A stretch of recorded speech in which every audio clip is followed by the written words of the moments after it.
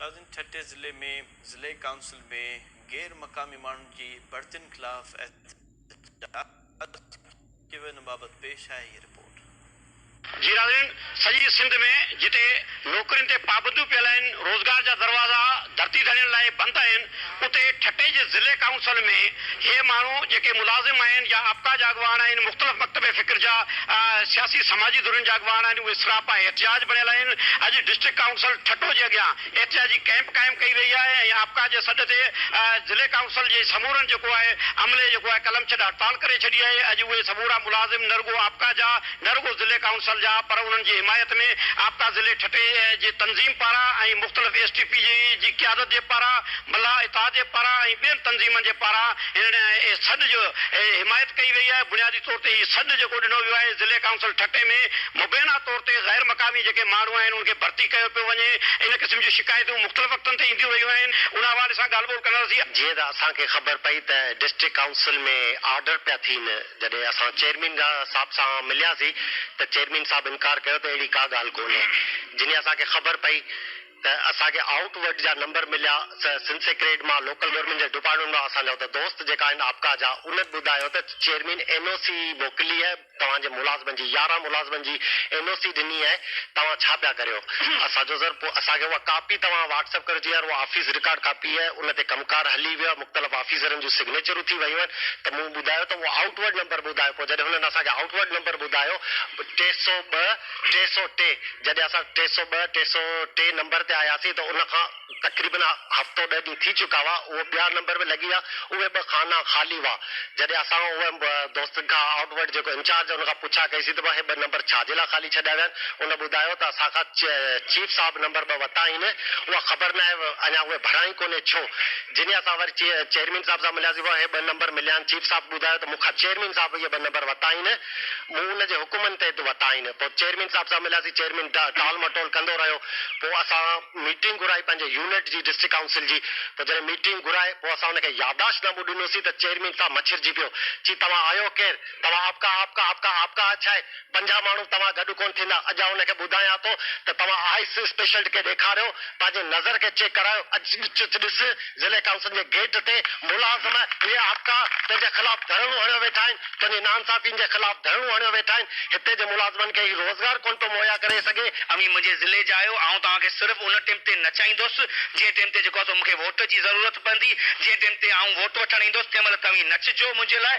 उन वोट वठण खां पोइ आउं जेको आहे त अखियूं बंदि करे वञी पंहिंजे बंगलनि में सुम्हंदुसि ऐं उते जा जेका ॿिए पासे जा जेका मिनिस्टर आहिनि उन्हनि सां संगतूं निभाईंदुसि। उन्हनि जे ज़िलनि जे माण्हुनि खे पंहिंजे ज़िले जे में अची करे ज्वाइनिंगूं कराए पंहिंजे ज़िले जे नौजवाननि जे हक़नि ते आउं धाड़ा हणाईंदुसि। इहे जेको आहे सो इहे वेंदे वेंदे जेको आहे सो इहो ठट्टे ज़िले जी आवाम, ठट्टे ज़िले जे नौजवाननि खे गुलाम कादिर पली जे तरफ़ां इहो हिकिड़ो तोहफ़ो ॾिनो वियो आहे। हींअर बजट जेका अनाउंस थी 2020-21 जी, उनमें गवर्नमेंट सख़्ती सां जेको सो बैन हणी छॾियो आहे त कंहिं बि क़िस्म जी अपॉइंटमेंट जेका असां कोन कई वेंदी।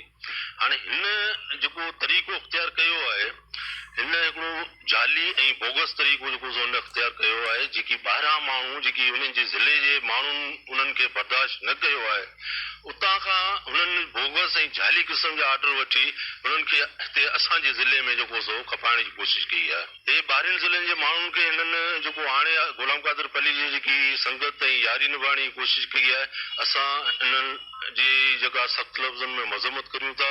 जेके ज़िले काउंसिल ठट्टो में इन क़िस्म जा जेके कूड़ा ऑर्डर थिया आहिनि ऐं जेके बोगस ऑर्डर्स थिया आहिनि, असां सिंध तरक़ी पसंद पार्टी ज़िले ठट्टे तरफ़ां उनजी मज़म्मत बि कयूं था ऐं मुलाज़िमनि जी जेका इहा हलायल जदोजहद उनजी हिमायत करियूं था।